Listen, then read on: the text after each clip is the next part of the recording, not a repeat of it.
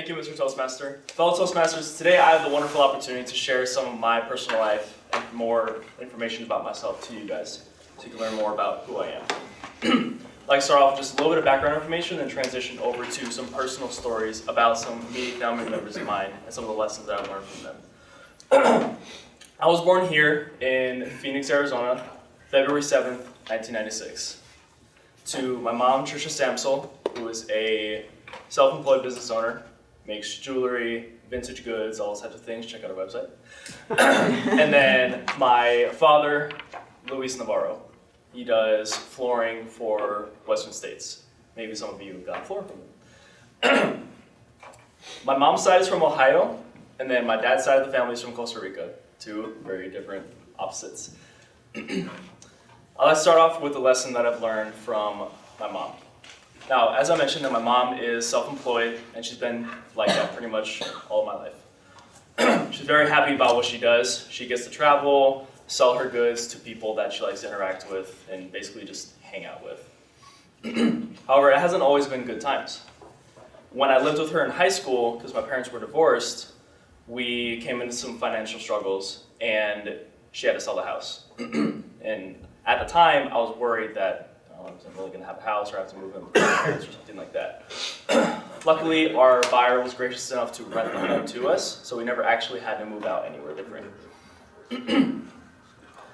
Even then, though, when we had to rent the house, we were still under some financial struggle. And so even though we rented the home, we still were close to losing it. The interesting thing is, I didn't really know that as a kid, as a student in high school. Because my mom was always very optimistic, she's always smiling, always happy about her situation.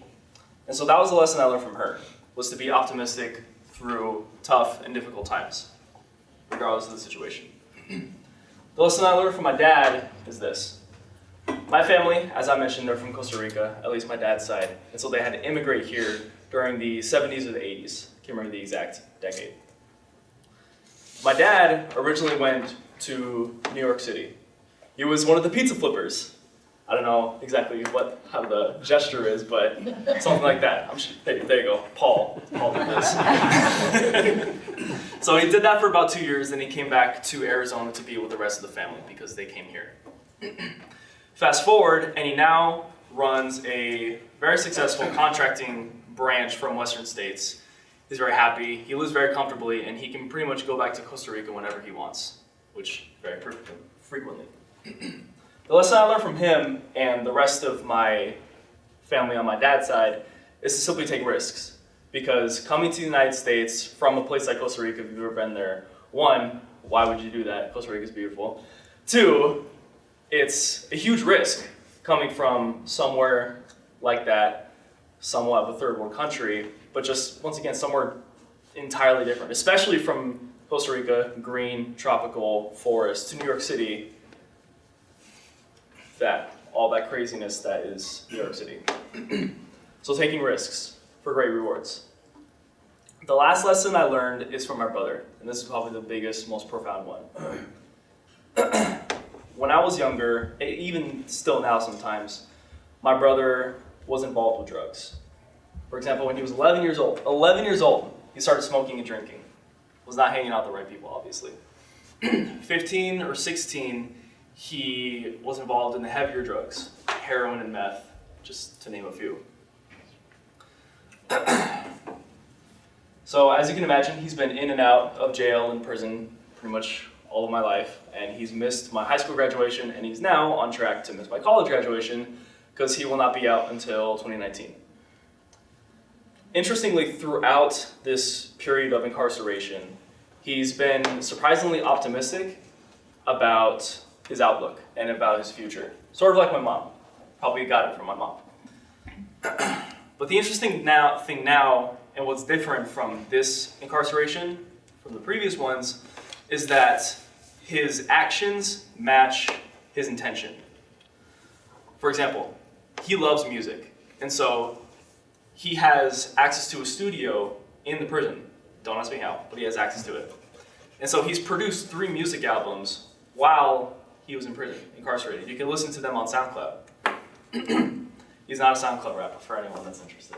He makes rock music. He also is taking college courses, so he'll be finishing up his associates. I don't remember the exact major, but he'll be finishing up his associates. He's been taking classes for a long time now, because he's had lots of time to study. He also is on the firefighting squad in Buckeye, which is where he's at. Lastly, he wants to start a business, a record label, when he does get out. As I said, music is absolutely his passion. And so my lesson I learned from him is accountability and to take control and ownership of your life. He'll be 31 by the time that he gets out. And pretty much all of his life he's been messed up and associated with drugs. And so it's amazing to me that he's able to still follow these dreams of doing the record label and taking control of his life. So taking risks, taking control of your life, and being optimistic are the three primary lessons that have created my foundation and the lessons that I hope to pass on to my children. Mr. Toastmaster.